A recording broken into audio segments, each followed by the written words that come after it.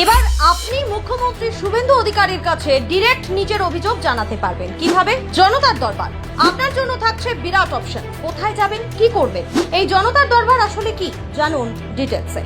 আমজনতার পাশে থাকাই শুভেন্দু অধিকারীর সবচেয়ে যে ফার্স্ট প্রায়োরিটি, সেটা বুঝিয়ে দিতে এবার শুরু হলো জনতার দরবার। মানুষের কথা, মানুষের সমস্যা, মানুষের অভাব অভিযোগ শুনতে মুখ্যমন্ত্রী বসলেন মুখোমুখি। শুরু হলো সল্টলেক থেকে। সোমবার সকালে সল্টলেকের দলীয় কার্যালয়ে এই প্রকল্পের উদ্বোধন হলো। কিন্তু এই জনতার দরবার আসলে কি? সাধারণ মানুষ যাতে সরাসরি মুখ্যমন্ত্রীর সামনে নিজেদের সমস্যা, অভিযোগ, দাবি বা প্রশাসনিক জটিলতার কথা তুলে ধরতে পারেন, সেই উদ্দেশ্যেই শুরু হয়েছে এই উদ্যোগ। নির্দিষ্ট দিনে সল্টলেকের বিজেপি দপ্তরে গিয়ে মুখ্যমন্ত্রী শুভেন্দু অধিকারীর কাছে সরাসরি অভিযোগ জানানো যাবে। অভিযোগের গুরুত্ব বুঝে উপস্থিত প্রশাসনিক আধিকারিকদের তাৎক্ষণিক নির্দেশও দেওয়া হতে পারে। সোমবার সকাল থেকেই সল্টলেকের দলীয় কার্যালয়ে শুরু হয়েছে মুখ্যমন্ত্রী শুভেন্দু অধিকারীর জনতার দরবার। এদিন সেখানে উপস্থিত ছিলেন বিজেপি নেত্রী লকেট চট্টোপাধ্যায়ও। সকাল 10টার কিছু আগে কার্যালয়ে পৌঁছে কর্মসূচির উদ্বোধন করেন মুখ্যমন্ত্রী। শুরু থেকেই কার্যালয়ের বাইরে সাধারণ মানুষের দীর্ঘ লাইন ছিল। চাকরি, স্বাস্থ্য, প্রশাসনিক সমস্যা, স্থানীয় অভিযোগ, বিভিন্ন বিষয় নিয়ে মুখ্যমন্ত্রীর সঙ্গে দেখা করতে আসেন বহু মানুষ। সূত্রের খবর, সপ্তাহে 1 বা 2 দিন এই কর্মসূচি চলতে পারে। সাধারণ মানুষের অভিযোগ শুনে দ্রুত প্রশাসনিক পদক্ষেপ নেওয়ার লক্ষ্যেই এই উদ্যোগ।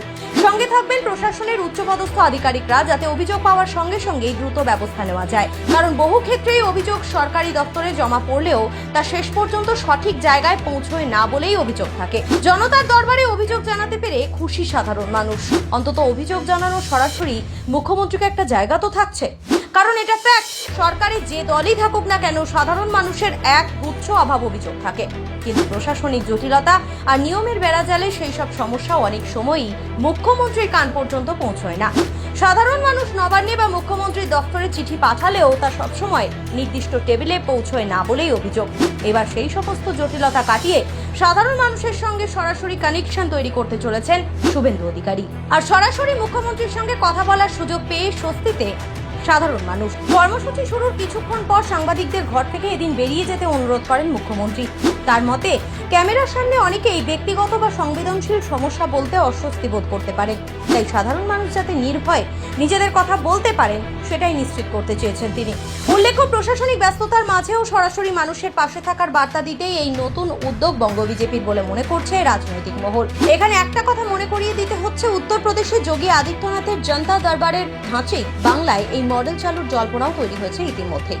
এবার শুধু এই প্রকল্প থেকে সাধারণ মানুষ লাভবান হলেই যথেষ্ট। তাতে উত্তরপ্রদেশের মডেলের ছায়া থাকলেও সই। Bureau report, Bengal live.